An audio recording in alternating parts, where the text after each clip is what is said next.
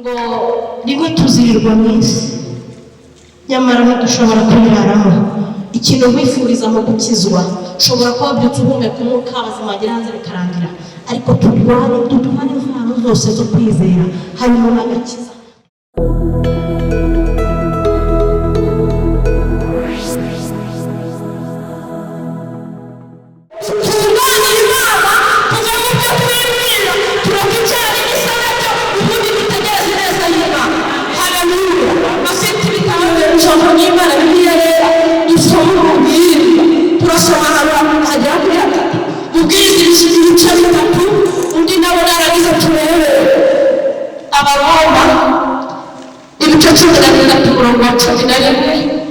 Imana iduhaye umugisha. Ndaza gusoreza kuri Ezekiyeli ibice 37. Imana iduhaye umugisha. Uwahageze asome mu izina rya Yesu. Duhere ku murongo ibice 13. Ndafite Bibiliya tega amatwi. Narababwiye n'igihe turi muri cyo kumva tukumvira tugashyira mu bikorwa by'Imana itubwira. Ntabwo turi mu gihe cyo kuguruka ndetse no kumva, turi mu gufana aho turi gushaka kumenya icyo Imana idushaka.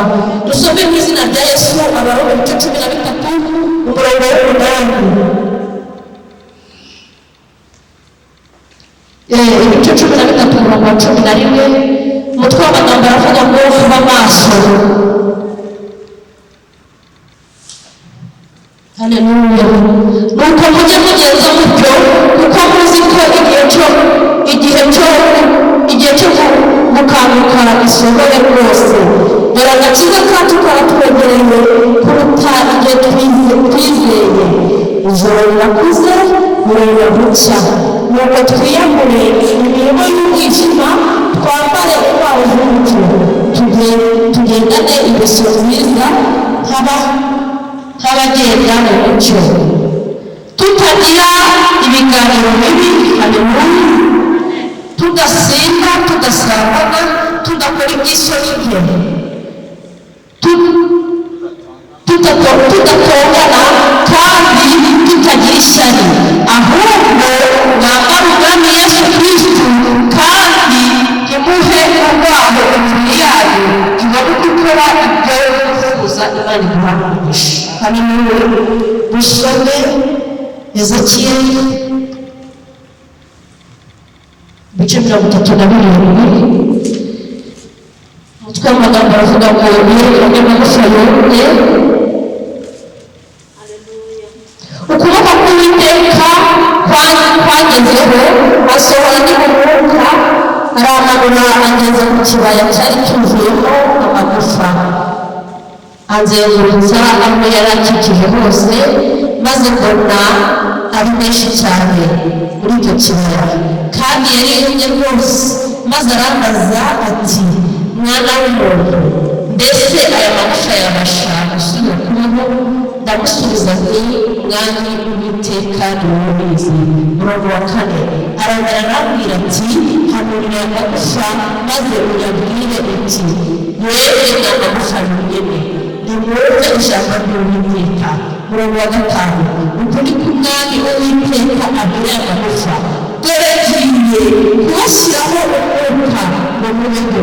6 ngiye kubateraho imitsi, bakwizeho inyama kandi batwikirize uruhu, bashyiremo umwuka mubone kubaho, mumenye yuko ni Uwiteka. Umurongo wa 7 nuko mpanura uko nategetswe, gihanura aho muhinga mu isi itigita, amagufa araterana, igufa risanga ibiryo byayo. Umurongo wa 8 nuko nitegereje mbona imitsi yafasheho, maze inyama ziyameraho zoroswa uruhu, ariko nta mwuka urimo. Umurongo wa 9 maze arambwira ati, hanurira umuyaga uhanure wa mwana w'umuntu, maze ubwire umuyaga uti, uku ni ko Uwiteka umwami avuga ngo uturuke mu birere bine, wa mwuka we uhuhe muri iyo mirambo kugira ngo ubeho. Umurongo wa 10 nuko mbona uko nategetswe, maze umwuka yinjiramo nuko ibaho maze umwuka yinjiramo nukubaho uhagarara ku maguru yayo yiremwamo n'inteko nyinshi nakire neza ijambo ry'Imana. Umubwiriza ibice bitatu dusome mu izina rya Yesu. Haravuga ngo Imana igenera ikintu cyose igihe cyacyo. Ikintu cyose kigenerwa igihe cyacyo, n'icyagambiriwe munsi y'ijuru cyose gifite umwanya wacyo. Hariho igihe cyo kuvuka n'igihe cyo gupfa, igihe cyo gutera n'igihe cyo kurandura. Haleluya. Umurongo wa gatatu, igihe cyo kwica n'igihe cyo gukiza, igihe cyo gusenya n'igihe cyo kubaka. Umurongo wa kane, igihe cyo kurira n'igihe cyo guseka, igihe cyo kuboroga n'igihe cyo kubyina, igihe cyo kujugunya amabuye n'igihe cyo kuyoborana, igihe cyo guhoberana n'igihe kitari cyo guhoberana, igihe cyo gushaka n'igihe cyo kuzimiza, igihe cyo kwimana n'igihe cyo gutanga, igihe cyo gutabara n'igihe cyo gutabara n'igihe cyo kuvuga, igihe cyo guceceka n'igihe cyo kuvuga, igihe cyo gukunda n'igihe cyo kwanga, igihe cy'intambara n'igihe cyo guhora Imana guhanisha. Haleluya, haleluya. Ubwiza aravuze ngo buri kintu cyose n'isi y'ijuru cyaremewe igihe cyayo. Haleluya. Munsi y'ijuru Imana idakurema isi yaremye umuntu irangije imushyiramo, irangije avuga mwana w'umuntu ngushyize ku isi kandi wabitwaramo kugenda isi. Haleluya. Niyo mpamvu ijambo umubwiriza ibice bitatu havuze ngo igihe cyose cyaremwe igihe cyayo. Haleluya. Njya kubwira umuntu wakorana uyu munsi, hari igihe waba uri mu gihe cy'amarira, nyamara wibuke ko igihe cy'amarira kibamo igihe cyo guseka. Haleluya. Igihe cy'umubabaro kibamo igihe cyo kunezerwa, igihe cyo kurira hari igihe haba igihe cyo guseka. Imana iduhana umugisha. Twahereye ku ijambo haleluya riri mu Baroma, nuko mugende mutyo kuko muzi ko igihe gisohoye rwose. Twiyambure ibintu bitari iby'Imana. Haleluya. Twiyambure ingeso mbi za kamere. Hano ijambo ryatubwiye ngo nimuze twige gukora neza, tureke gukora nabi, tureke twihereze imibiri yacu ibyo kamere irarikira. Haleluya. Isi iraryoshye, isi y'ibyiza, ariko umukristo wamenye Imana ijambo riravuze ngo tuve mu mirimo ya kamere twegere umwami, tuyibwire ngo dushaka kuyoborwa n'Umwuka Wera, imbaraga zo kunesha icyaha n'igisa nabyo. Haleluya. Nashimye Imana nkigera muri iri teraniro, nashimye Imana yavuze ko iri kumwe nawe. Ariko ikintu cyashimishije kurusha ibindi, nishimiye ko abamarayika bashinzwe kumva no kumvira burikiye muri aya materaniro. Imana ishimye.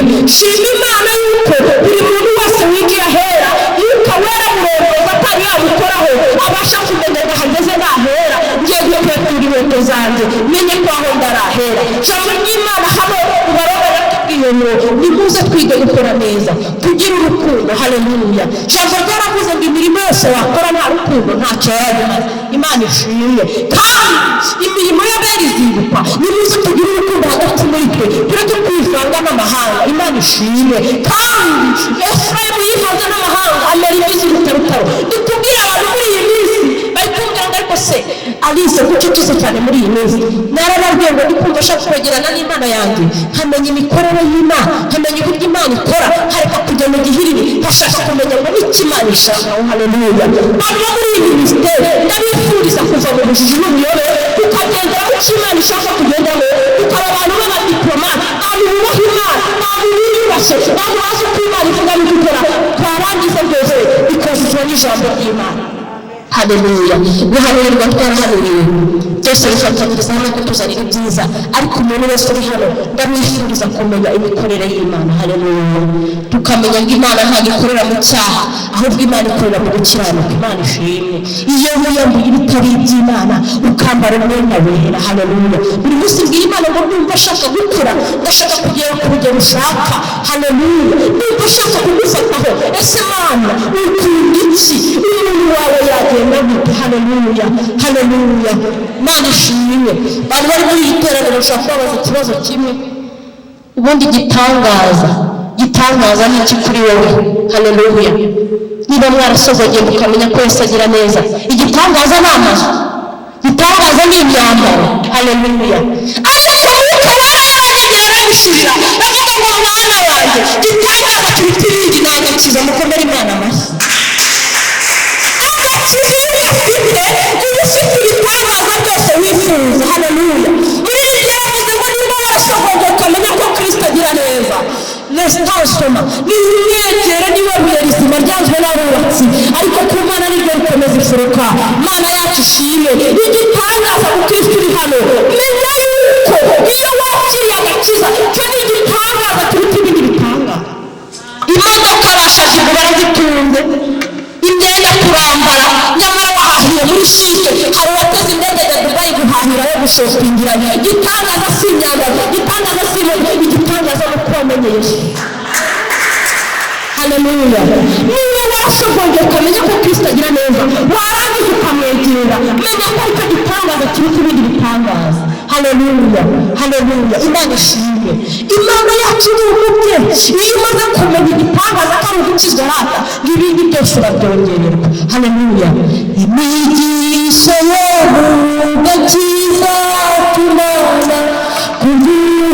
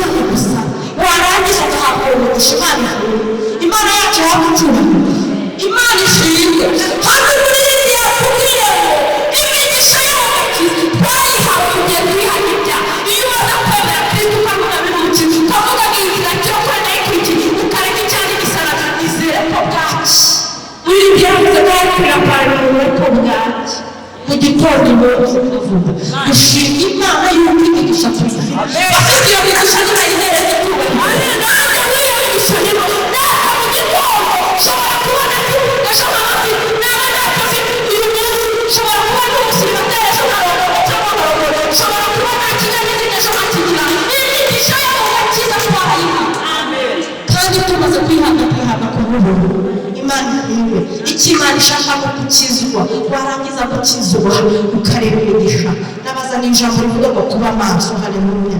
Iyo ubaye maso wakiriye ibishoboka kiza k'Imana, ariko uri munira ngo buri wese yisuzume yirihe abanza rero se uwo mugisha ukwiye.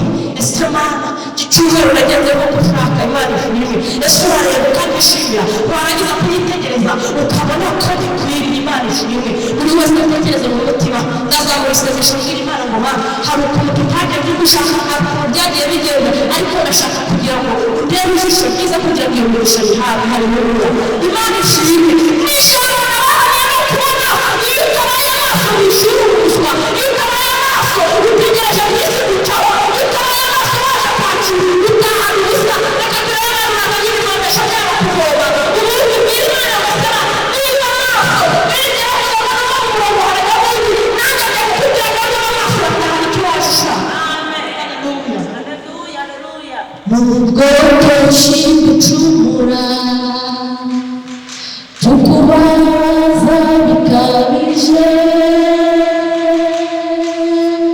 wowe utina kurakara ntabwo uhita utwitura ngo uduhane uduce. Ni wowe mubyeyi w'ukuri utananirwa gajugunye udukuruzi ineza yawe ukatwiyegerezanya mu rukundo rw'iteka. Urukundo ruganje rubasha haleluya ntacyo narutera Jehova musumba ukwezi n'izuba tuzerori musumba umuremere byose Jehova shama.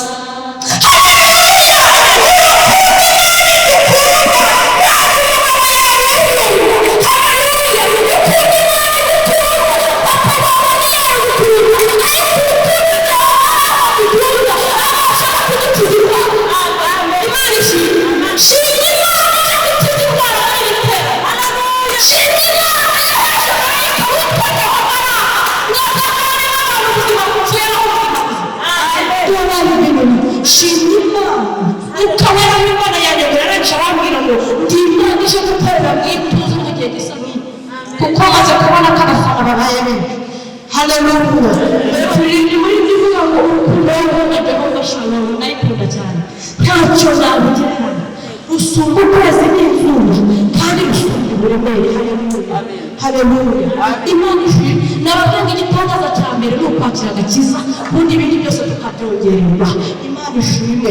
Twasomye ijambo ry'Imana rivuga nk'igihe cyose cyagenewe igihe cyayo. Imana ishimwe. Hari igihe cyo kuvuga n'igihe cyo kuvuga tuzapfa ariko hahirwa abapfira muri Kristo. Imana ishimwe.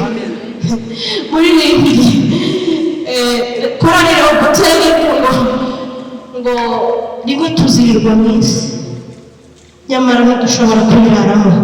Ikintu nkwifuriza mu gukizwa ushobora kuba byutse uhumeka umwuka abazimagira hanze bikarangira ariko turwane intwaro zose zo kwizera harimo n'agakiza. Twambara agakiza nk'ingofero kuko Imana itangiza n'agakiza n'ingofero.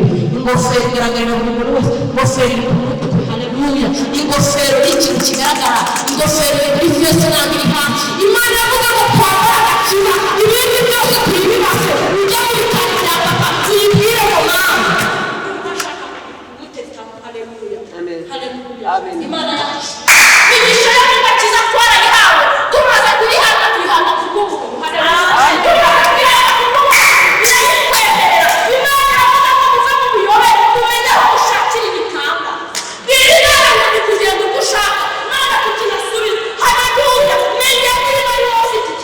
Cyangwa warayobye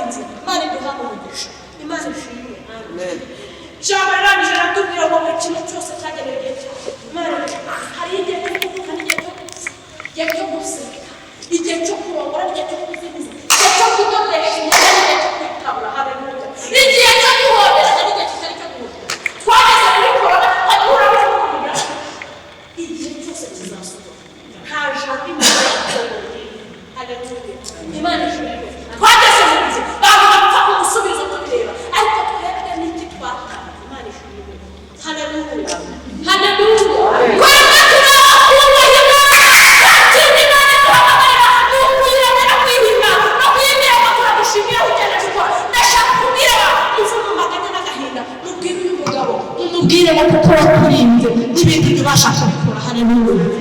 ubu umuntu akubajije ikintu utazi kuba wicaye hano wakibona. ese nubwo dushaka ibi byose turabishaka rwose nibyo Kristo wacu ajya bitanga, ariko ni iki watanze? Ni iki watanze wana w'umuntu cyatubwirwa wigezaho mbere kwari muragiye gahorawe mudushima umwami. abasore beza bitangaga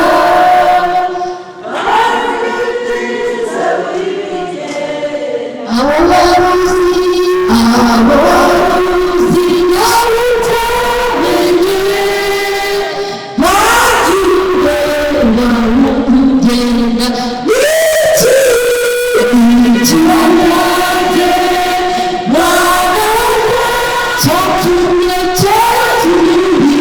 Haleluya. bigezaho menya ko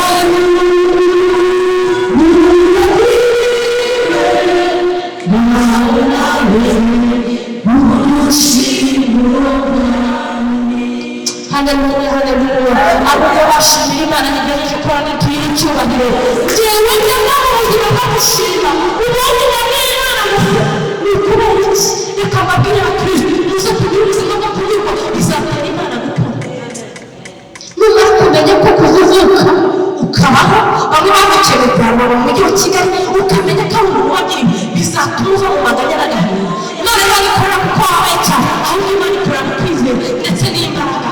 kandi mwareze mugishamo imbaraga nimuze gushaka Uwiteka bigishoboka kabona iturangaze tuti bugufi umunyabyaha narekerezo yukuranga ariko yibwira turubira iyo migisho yose izahira.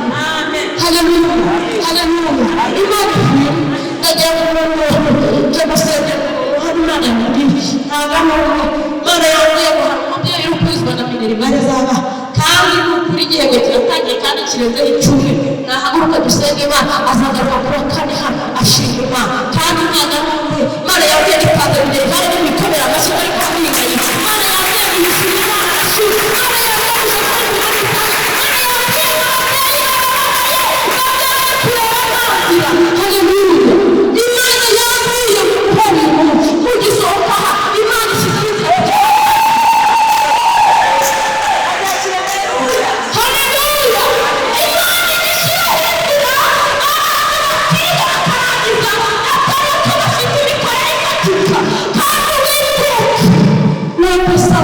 ikintu gitangwa abantu bose bahaga bose bafite isezerano n'abana bacu bazigishwa n'Uwiteka. Amen.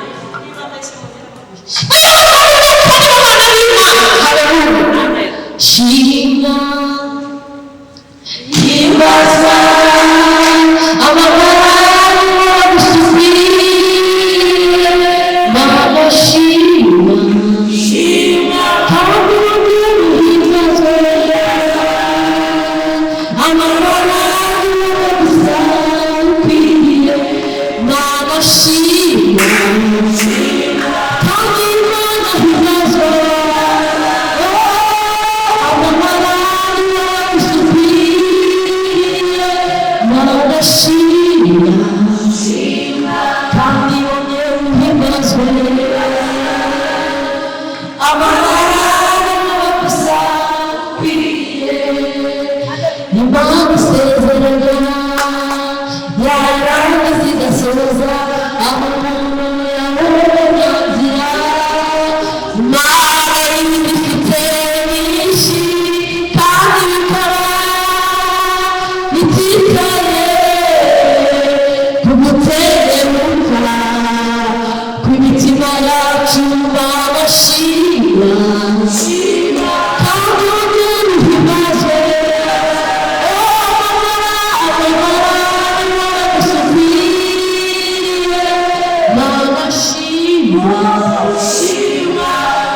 Hallelujah.